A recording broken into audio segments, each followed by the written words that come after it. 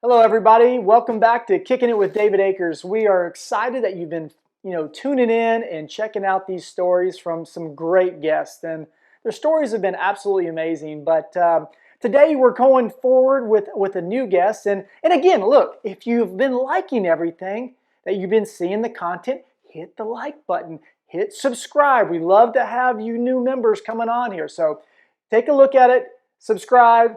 Let's go. So this next person we're talking about, this is going to be actually my first female I've had on, and I'm really excited. I got to meet this person back about 3 years ago. I was on spring break in Santa Rosa Beach, Florida, and I actually got to see this person in her own element, doing the activities that she does at the highest of levels, and I actually got to learn quite a bit from her as well. But let me just tell you just a little bit about her. Again, so she's from Santa Rosa Beach, and this person here, like if I tell you about just this much of her, it's just the tip of the iceberg. I can't really go into all the details and records that she actually owns, but she has 10 World Championship titles, 13 Pan Am titles, 9 World Record Slalom titles, 4 overall world titles, which includes jump, trick, and slalom. And again, there are just too many awards and accolades to mention here, but she has that kind of eye of the tiger mentality, this intensity about her that she is the ultimate competitor and truly probably one of the best athletes in America, male or female. She's a force to be reckoned with, and let me tell you what, she does this all the while being a full-time business owner and a compounding pharmacist, but somehow she keeps competing at a world record level. So I just want you to know that I am extremely excited to have Regina Jaquess on with us today to let her share her passion, commitment to being the best in the world, whatever she does, whether it's on the water or in her business. Take a look.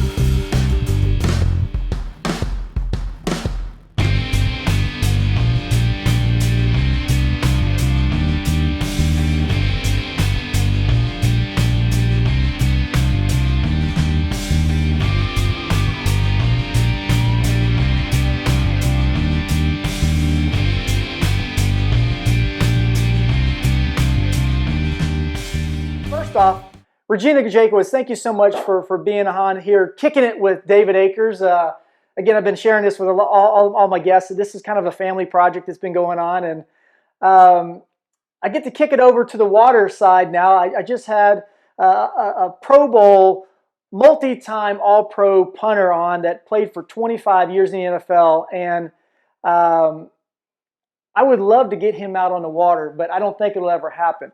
And we kind of just start talking and transitioning. For me, having different people on between the different sports, I think it's important to understand that there's so much influence from the way you train, your mindset, from different sports and how it kind of integrates in.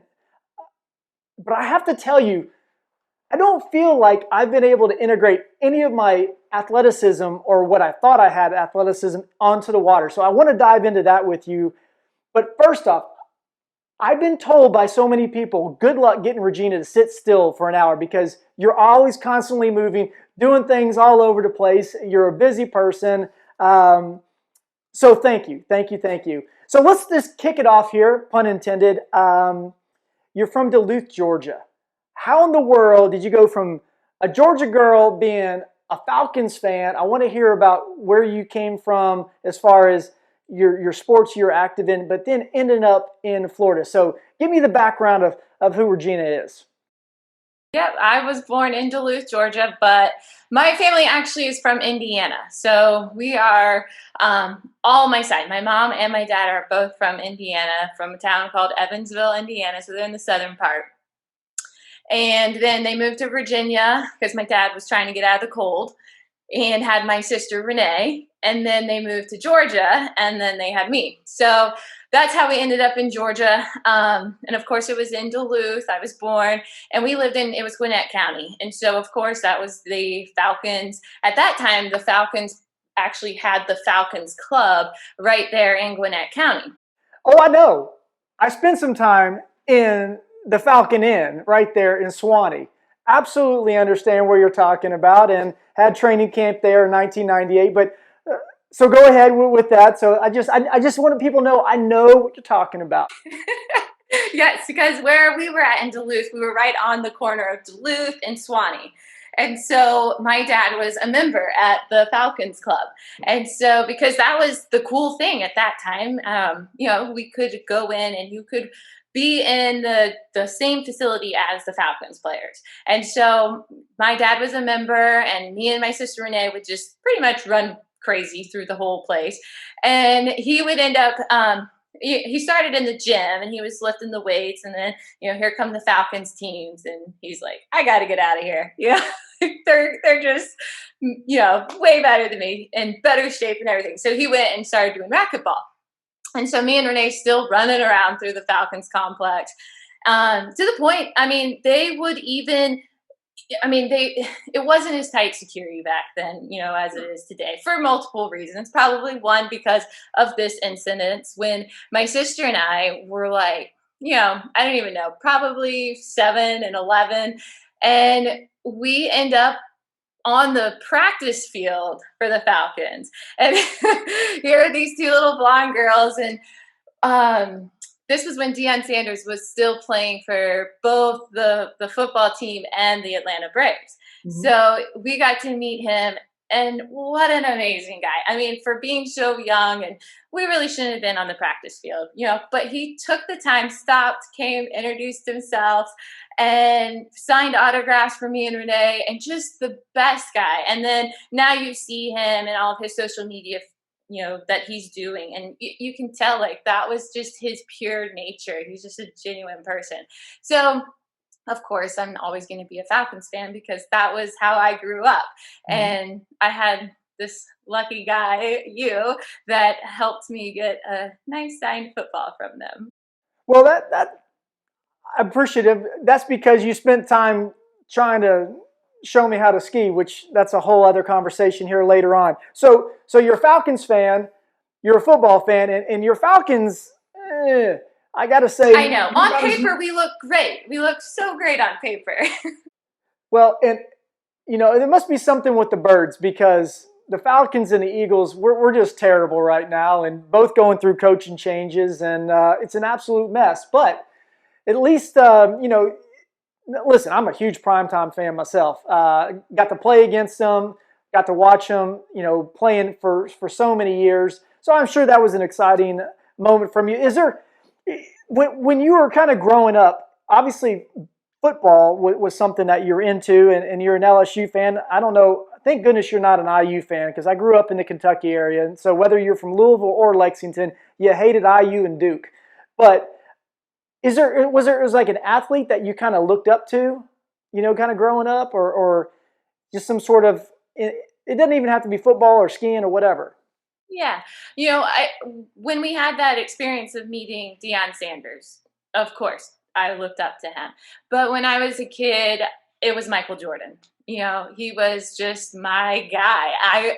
My mom always tells this story. He, of course, had books and everything that he would write, and I would be reading it to her, and And she always tells the story. I don't remember it. This is like a story from her memory. And she's like, you got stuck on the word scholarship and you didn't know what it was. And so you were asking me, what does the word scholarship mean and all of this? Because it was in his book about how he was trying to get a scholarship. And Mhm. so she explains it to me what it means, and that it's so that you can go to school, and he's getting the scholarship, so he is going to play basketball, and that's going to be how that he pays for his school. And I was Mhm. like, Mom, I got this. I'm going to get a scholarship when I go to college. You don't have to worry about me. So, but he always was my true athlete that I just admired everything about him, his athleticism, his confidence, his just everything and aspect that he did, even like with his family and his family life and how he took care of his mom. Right. So he's always been my guy. Well, it's hard not to be a Michael Jordan fan. During quarantine, did you happen to watch any of the documentary? Oh yeah. I think it was was it before the quarantine? When It it was first right. got released? It was right around that time. I know Yes, during I watched it we every watched it Sunday when it came on. exactly. So same thing with us, and I made all my kids kind of watch it, especially my oldest Luke, who is playing football right now. And it's interesting that you think Michael Jordan is your kind of go-to because he's definitely got an impact on your life. And I want to we'll go into that once we get out of your childhood, but I think that's a telling part of who you are internally with the drive. And if you didn't resonate with that watching as a true athlete, I don't think people that don't compete at the highest level really realize what it takes. And I've said this before to people that anything that looks easy takes hours and hours and hours of practice, thousands of hours to make it look that way. So that people are like, well, I can go do that. It's not going to be that hard. And then they get the reality check of, oh my gosh, this is so difficult. So, Falcons fan, Jordan fan, growing up, what sports were you into? Oh man, they all of them. Our poor parents. I don't even know how our parents did it. My mom and dad had us in anything we wanted to be in. So I was 3.5 years younger than my sister, but we did all the same sports. So if Renee wanted to play basketball, I should go play basketball. Now, I was not anywhere as good at basketball as she was, but she did help me. She's always been able to support me, and she's also brought out like a little bit more of the athlete that I really didn't know I was. So we were in basketball, we were in gymnastics, ice skating, swimming, tennis. I mean, you name it. My poor mom was driving us around every day after school, taking us to something. And then finally, she just was like, you guys have to pick three sports. I'll give you three Just sports. three. Just three. You only get three. And I immediately was like, well, water skiing isn't one, right? Like, water skiing doesn't count. Like, we That's a get family three time. sports. She's like, no, you can pick water skiing, but it counts as one of these three sports. I was like, oh man, okay, that's tough. So we picked sports, and we didn't have to pick them together. We could pick separate, but we pretty much picked the same. We stuck with the water skiing, obviously. We both did the basketball, so we carried basketball through our middle school, high school years, and then we did gymnastics as well. And we ended up pulling out of gymnastics because it was just so much time consuming. They needed you there at the gym 5 days a week, and we needed you before school and after school. And I was like, whoa, that gets into my skiing time. So we ended So up with just doing gymnastics, basketball and skiing. were you good? Were you good at Yeah, gymnastics? I, yeah, I would I mean, say we were good. relatively. Yes, we were. Like both of us were really good. But I was great on the balance beam. I loved the vault. I loved every part of gymnastics. I absolutely loved it. So they wanted to push us and groom me into basically becoming more into the Olympics and going that route. And I just was like, that's not the direction I want to go. And I knew that, if I wanted to go that way, okay, I need to give up the other two. But that wasn't where I was going with gymnastics. I wanted to do gymnastics to just do something in the wintertime. Because as you can see, I don't sit still very well. So some pieces of the puzzle kind of come together here. So, as the athlete that you are, and again, some of my viewers here don't know anything about skiing. So, when you start talking about trick skiing, you talk about jumping, you talk about slalom skiing. They're three different events that, yeah, you're on water, but they're completely different. However, your competitive mindset is definitely Jordan related. Okay, so you saw that as a kid, and something drew you there, and as you kind of grew into where you are mentally, that's one thing. But what you're able to develop on, you're saying balance beam, you're saying some of these, obviously the quite a bit of flips and things like that you're doing in gymnastics. How much do you think that at a young age was able to kind of solidify a structure or a foundation for you for your skiing? I think it did a lot. I mean, the foundation with the gymnastics and the ice skating, the balance, the coordination. It's not exactly hand in hand. When you talk about a backflip on land versus a backflip on a trick ski, they're not anything alike. But it's the awareness of you and where you're at in relation to the land that helps you transfer over the backflip onto the water. I think they were valuable, instrumental into my career for water skiing, and not just for tricks, for all three events. So, for a guy like myself who was in his 40s starting, who didn't have the gymnastics, do I just need to stop? Like, No, no. It was just, it's just an added benefit for me. okay. So, But I wouldn't stop. You have a lot of extra things that go for you and help you. All your well, training in the NFL, I'm all waiting for of those to that. show up out on the water, though. Okay. So you show me kind of your foundation now. Where did that take you, and how did it take you to get out of Georgia into Florida? We're in Georgia, and we're doing great. We've picked our events, and I'm still had been able to kind of contour events, so I was able to still do my gymnastics, still ice skate, do basketball, and ski. And Renee she really wasn't into the ice skating thing. That was kind of just my thing. But I hated swimming. She liked swimming. I hated tennis. She loved tennis. And we were always doing things together. We were very blessed in that aspect of our lives that we've been best friends and sisters our whole life. We ended up going to college together. We roomed together. We still basically live right next to each other. We work together, everything together. But when we decided that we were skiing, and my parents they didn't own the lake, but they were a member of this lake in Jefferson, Georgia. Mm-hmm. And we were skiing out there, and this guy that was there, his name was Jason Adams.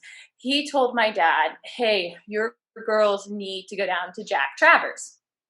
It's a ski school in Orlando. It's the best. They need this gym. They have outpassed you in what you know. Like, you can't give them any more knowledge. They need to go to the ski school." Now, did your dad ski? Yes, both my parents. Okay. Yeah. So they grew up skiing on the Ohio River in Indiana. The reason my mom skis is because of my dad. So he got her doing all three events. He even pulled her over the ramp. So they still stayed together afterwards. And she did tournaments. She was great. My dad competed all the way through the national levels, and so he was national titles, and he was always into it. And that's how we got into skiing, because my parents. But so dad was skiing, and he was skiing out in Jefferson, Georgia on the lake and trying to coach us. We passed him up. So he's like, "Okay, fine, we'll send him to the ski school." So it's the Travers Ski School. It's Jack and Alani Travers.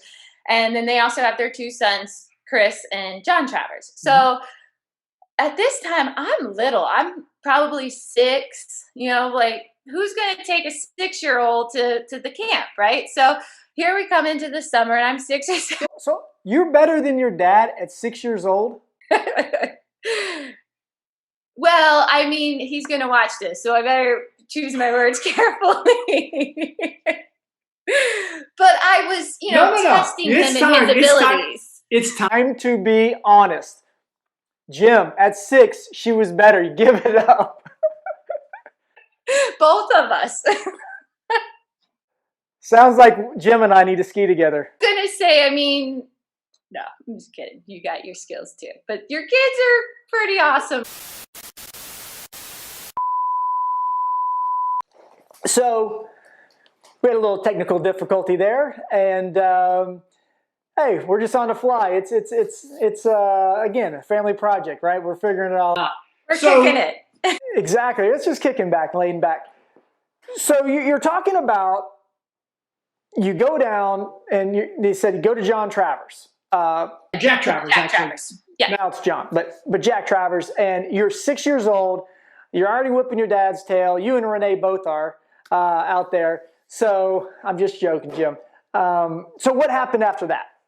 Yeah, so my parents go and they talk. So Jack's wife, Alani, will also kind of do the booking and run the whole ski school and everything. So dad's, hey, I got 2 daughters.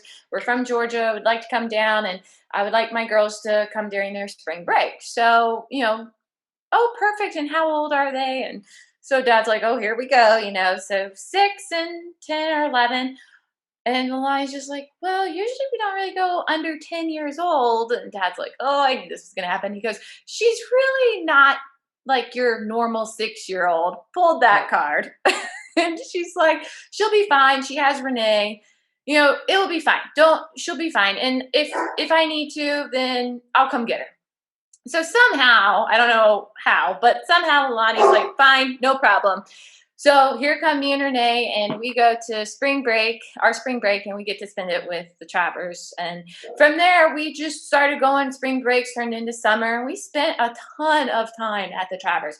And this was also in the time frame when Sammy Duval and Camille Duval were training there. Mm-hmm. Ronnie Barton was there. And I mean, there was summers that I would get to, in the girls' trailer, they had the bunk beds, and I would always pick the bunk bed above Ronnie, because she was my idol. I loved her, and she was coaching me, and because she was working at the ski school, and so I just loved it. So I would tell Renee, oh, you have to get on that bunk bed over there, so that we're both on the top bunks, and you're next to me, but I'm going to be on this one, so I'm above Ronnie. And so it was a great experience. We learned a lot. We skied, and it was just a great aspect, and became close friends. And to this day, I'm super close and love Ronnie Barton. And, she's a great athlete. She still, I think, could put on her slalom ski and make the runoffs and the cutoffs to become, be in the finals of a lot of our pro events. So an amazing athlete and a person, and it was just a great experience too for me to get to be around her, learn from her and the Travers family. So you're down in Florida and you're training. Your lists are pretty stinking amazing. We're talking 10 world titles, I believe, and you have all-arounds, you have slaloms, you got 9 world records. It's amazing, right? 13, actually, but...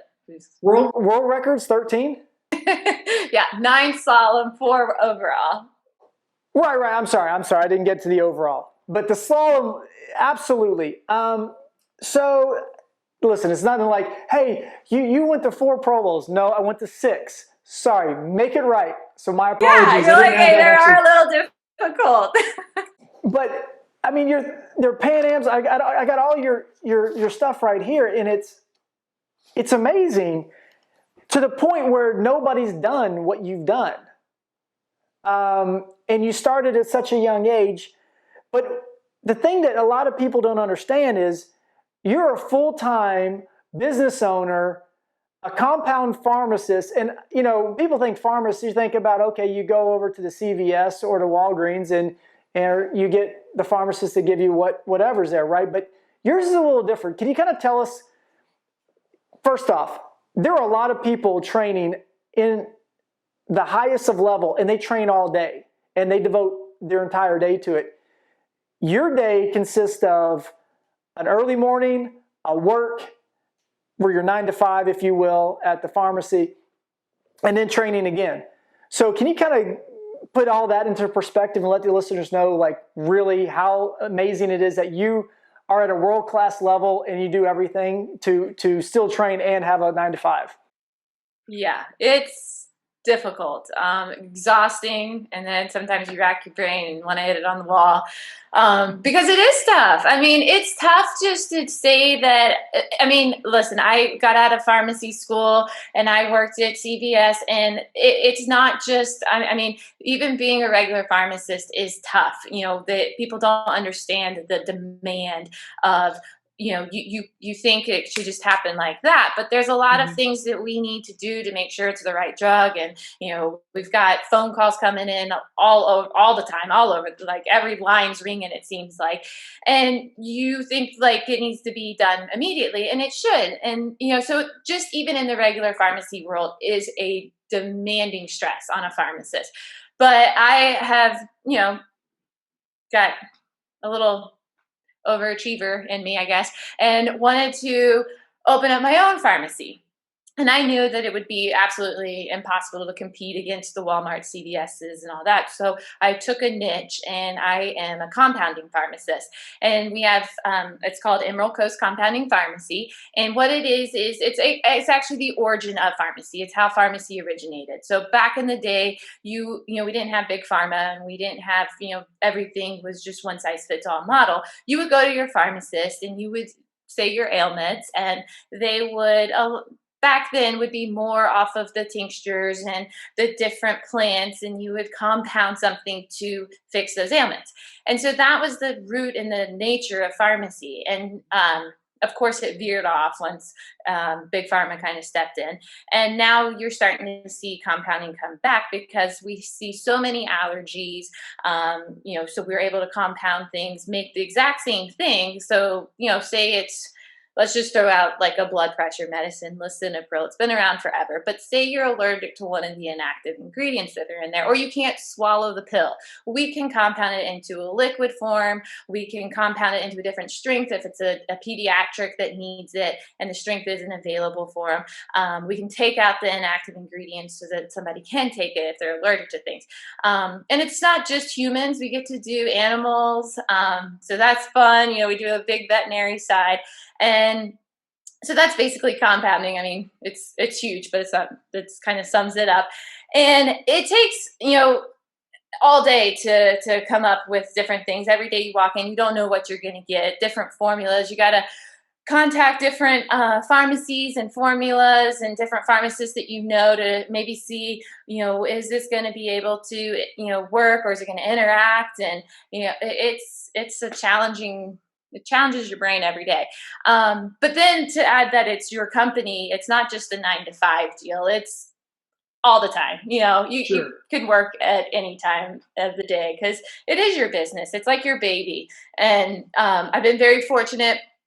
I opened up the pharmacy, Emerald Coast Compounding Pharmacy. I think we're going into our 10th year, and my sister's been my right hand person the whole time. So it's just fabulous to have somebody that that you can trust. And so she has gotten her technician license, that she helps in the store, and she's the office manager, and she promotes the store, and she's awesome. She promotes me as much as she can. And without her, I wouldn't be able to leave to go and train and ski and go to the tournaments. And she's my biggest supporter as well.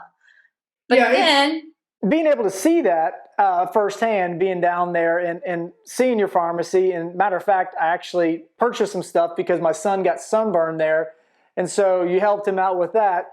But yes, Renee is definitely, look, you have to have your team around you, whatever it's your family, your friends, your coworkers, your network of people that lift you up. And obviously you do the same to them as well. So obviously, I've seen it firsthand what the relationship you and Renee have. So that's great. So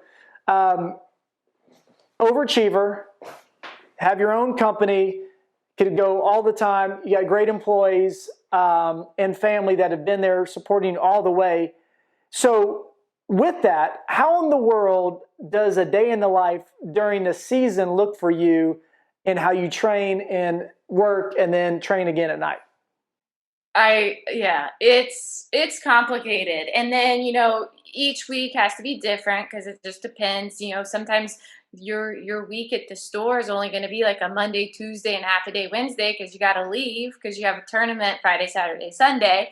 Mm-hmm. So, every week it's just like, okay, so, what's the week like this week? And it's more of a just wake up and can I get up and like ski today? Because a lot of times by the time you go from a tournament and you're coming back, a lot of our tournaments can be weekend after weekend. And so, sometimes you go and you come home and you're like, okay, I got 2.5 days before I have to leave to get to the next tournament. So I got to get the store together. So I guess I'll just maybe take a practice set at the tournament sometimes. That could be how it works. Just because but at the same time, it's not horrible because I'm like, well, at least I'm getting some rest.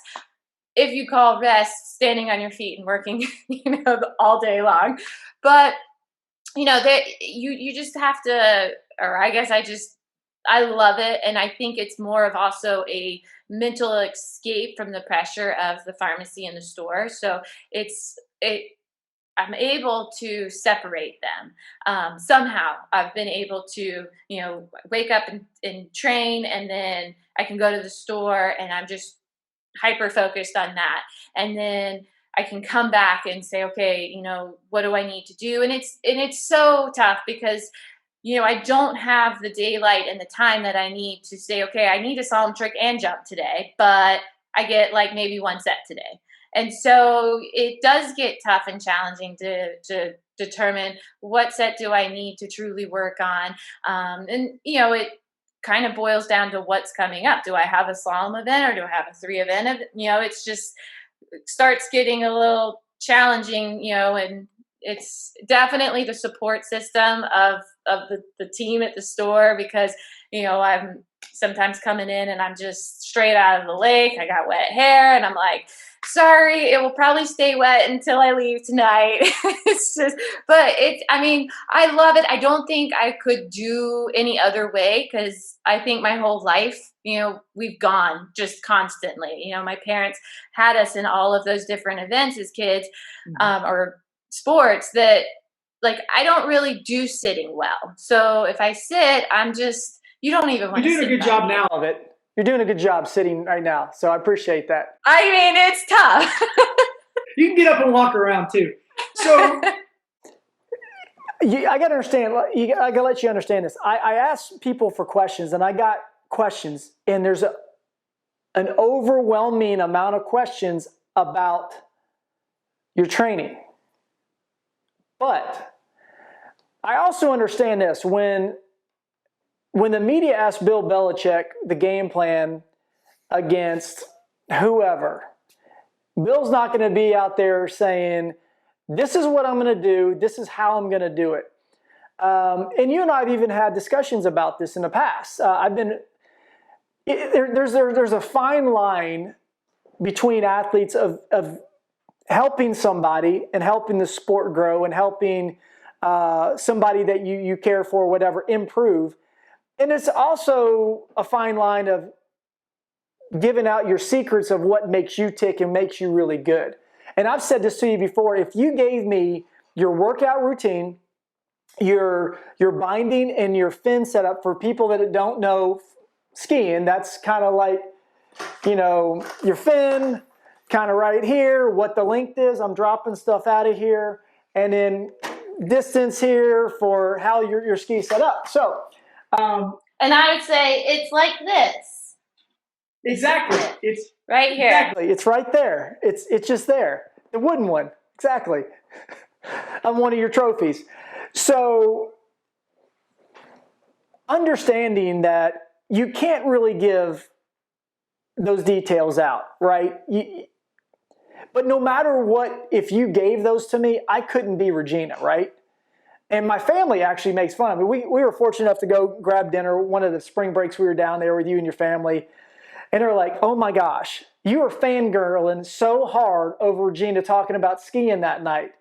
And I was like, it's not so often you can, hang out with somebody that dominates not only their sport that they're in. And I guess it goes back to my mindset of how it makes you to be so good, how you train. And so what do you think you could share of a mindset like an off season? Like, what are you trying to do overall in the gym?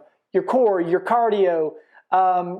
You've talked to me before. You're like, Dave, I have a really strong core from kicking, but you're like, you don't use it. And when I get on the ski, and I was actually watching videos of you coaching me the first time, I ran my second pass ever with you in the boat in 2018. It's funny because I watch it and I'm not a good skier by any stretch. But I Yes, watched you that, are. and at least I'm a lot better than I was then. And I was like, oh, I was doing good. And you were so positive. And in my mind, I'm like, watching it, I was like, oh my gosh, you suck so bad. No, So, but no, you're but I still, really good. nah, listen, you were very kind. But one of the things you talked about was the way I was using everything that I thought was a power and strength position in sports is not what I needed to be doing there. And utilizing the boat to give me swing. And one of the things you shared with me, and I rewatched it today, is the connection between the hip and the shoulder. And by doing that, Dave, you're dropping your shoulder. When you drop your shoulder, your butt's coming back. When your butt's coming back, there's never a way that you're going to be in the proper position. And it's funny because I talk about that coaching kickers and punters, that I can give somebody the answer. I said, but the answer is never the answer. It's always the equation that leads up to that answer. And so I'm finally kind of starting to pick that up on the ski world, because less is more. And that's literally what you told me on there. If you think you need to give it a 90%, way less. Now, the one thing that, again, I want you to talk through this. And another thing that I was saying, though, during that time, or you were saying to me, was like, oh, you're riding the tail of the ski. I want you balanced 50-50. And so looking at you and looking at other skiers, female skiers out, there's a wide range of body types. There's the tall and skinny, there's the short and muscular, there's some that are just bigger at times, but there's different ways of training. And I was sharing earlier in the year, I went to 3 Pro Bowls at 209 pounds, basically. I went to 3 at about 183 to 185 pounds. The only correlation is I kicked a whole lot during that same time, but my weights and the way I trained were completely different. So weight, ski ability, and technique, and your overall training, what do you think can go into, let's talk about the high level, and then the Wally skiers like myself. I know that's kind of a lot in there, but You're not a Wally skier. Listen, my goal is this. If I can ski one ball at 38, I will take away the Wally skiing from my mindset. Okay, that's a good goal. But even at 35 off, you're not a Wally skier, so. Well, I need to start getting to 35 more often. But anyway, I'm curious on the way I train, and you all have been fortunate too. And I'm overloading this conversation here, but you told me to go see Chet Raley. And yes, when I saw Chet, and I think there's a lot of great things to learn from a lot of different ski instructors, but there are certain people that you kind of connect with. And one of the things that I feel like you taught me was less is more. And it takes you a while to learn it, but then I went to another person that kind of helped me with my mindset, being able to identify what it meant for me. And I coach a lot of kickers out there, but I don't necessarily say that I'm the guy for you. You got to find. Oh yeah, and that's the same in skiing. I mean, there's a ton of coaches out there, and there's the Travers, there's Chet Raley, there's even the pros are coaching, but we can all say the same thing in a different way to somebody, and then you get it from the 5th person that says it to you. So just having one person is not necessarily the best thing either, because you could hear it the same thing, just maybe one word different, and it clicks and you're like, oh, I understand. But yeah, Chet is awesome. My parents, because they were in Virginia, got to see Chet as a kid and see him skiing, and his dad, and they were very close with Chet. And so once we got into skiing, and then started figuring out the ski school thing, Chet was already in West Palm at the time. So my dad would take us down there. And of course, we got to train with Chet a lot. And to this day, I still am like, Chet, I need you. And, I'll go down there. It's warm all the time there. So it's awesome because it's, 40 degrees here right now and it's 80 down there. So, but he's an amazing coach. And what I also like about him is that, it doesn't matter who you are, his energy is amazing for all of you from sun up to sundown. But he really does know how to, like you were saying, everybody has a different build. And so with that different build comes a different balancing point. And he knows, hey, this isn't going to work for you. Like you need to, whatever it is, like, I'm just going to throw this out. It's, your balance is like you're on a skateboard and you're riding on the very like tail of it and and it's all out front. You're going to fall on your butt, and he makes that to where you realize what you need to be, where you need to be standing on the ski, because the balance is completely different. You can't stand the same as me because my hips are a lot lower to the ground than yours are. So our balance point's never going to be the exact same. Right. And that is what I think as a coach, he is so good at taking and basically dissecting each person to putting that to where their balance point almost then looks the same as a me or a Nate or, any of these the pros that you're looking for, because we all look almost similar, right? We all look like we're just all stacked over our ski. But when you look at the balance point, if ESPN took us and did their dissection, we really aren't in the same spots because we can't be. True. And so when you train, without going into I do this rep and that set, type of because let's be honest, you're like a beast mode out there, right? I mean, you're not the typical look, and I love Nate. Nate's great. He's a friend. Nate does not train like you train in the weight room. He doesn't train that way. I don't think Nate has a gym membership, and I don't think he's ever been into the gym. But if we put you at, what Nate is as a world record holder and you as a world record holder, and both of you all, like, he has run more 41s than anybody before. And I don't know the number of 39s you ran this year, but do you know that off the top of your head? No, I know the number that I didn't run.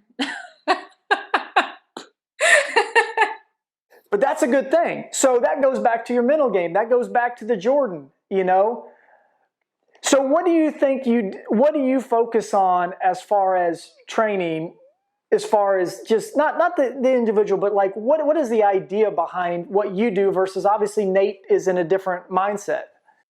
Yeah, I think my mindset also kind of gets to a little divided too, because I have the pharmacy background knowledge as well as being able to be an athlete.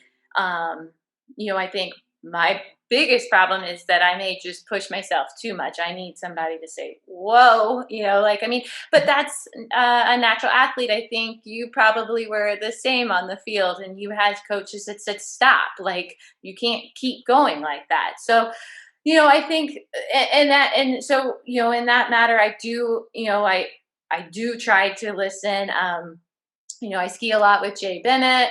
And, he does say, hey, you got to stop. You're doing too much, So I do try to not do too much, but that's just my nature. But in the gym, as far as what I do, it really just depends on the season. If I'm coming off of a season, I do like to have a little bit of downtime just because I do feel like the body does need a stopping point from the transition of, okay, I was just fully on into my ski season and now I need to go to the gym. So I do think it's important to have a little bit of a downtime. But then once I'm in, I do just try to focus on building my strength, all of my strength up, all my muscles. I just think it's important to have all the muscles being able to work at their best, the most efficient. And so I do try to I'm not just going to sit here and do my arms. I'm going to try to do my whole body through the whole season. Does that So make sense? speaking of arms, can you show me the Iron Cross? So for you all don't know, I was talking to Regina the other day. Talk to Theismann. Talking to Joe Theismann doing Iron Cross. Yeah, that's awesome. So for you skiers out there, Joe Theismann I did not do the Iron Cross. I'm just going to say I don't do that yet. No, I actually don't do that. But Joe Theismann did come up to me and was like, I was literally at the time just leaning on the rings. I was dying. I was just like recovering. So just at my worst, like leaning on these rings. And he comes up and he's like, oh, are you not doing the Iron Cross? I was waiting for that. And I'm like, no, I'm not. Like, why would I do that? But then I was like, oh my God, it's Joe Theismann. So I was like, well, after you do it and you show me, then I'll do it. It's like, oh my gosh. But yeah, That's he's awesome. an amazing guy. And it's cool to see him, back in the gym working out. He's an amazing athlete and was instrumental in the football world. Absolutely, Hall of Famer. And it's pretty cool to see, he, from the injury that pretty much took him out, he has I'm sure there's problems that he may feel, but in the gym he's doing things, he's walking around no problem. And I think that's a lot of why I work on all of the muscles, because I also am not just slaloming. I'm trying to prepare myself, really. Really, I'm trying to prepare myself in case I do crash in jumping. I need to be able to get out of it. I need to be able to crash and walk away from it. And so really my ultimate goal is to make sure I can do that. And so that's more of the stance that I like to take, because I need to be strong in case I crash. And it's not just in slalom. Jump. I've taken worse crashes in slalom than I have in jump. And I need to make sure I can get away from those, because an injury is what's going to take me out. An injury is going to put me behind, and I can't afford that. And so that's kind of more the reality of going into the gym. Good stuff. Because I obviously, again, so many people want to know, hey, this. And when you're competing still at a high level, you don't want to, as I said to people, it's a fine line of what you dictate out and give. They're like, oh my gosh, my competitors may find that one little bit. I did Brazilian Jiu-Jitsu and Shaolin Kempo, and though I told people on it, they didn't know what I was actually training in and how I used it for my kicking. We're going to go into this. I see those awesome looking skis behind you. I have one myself. I'm not here necessarily, good, because even though I wear it, I do it because Dave Good surprised me with this eagle ski, this one-of-a-kind eagle ski. I didn't even know the guy, but he knew I wanted to get in the sport. And to me, we lost a great pioneer in this sport of slalom. Even though I'm new to it, he just was pretty amazing. Are you there? You're frozen. Hello. Regina?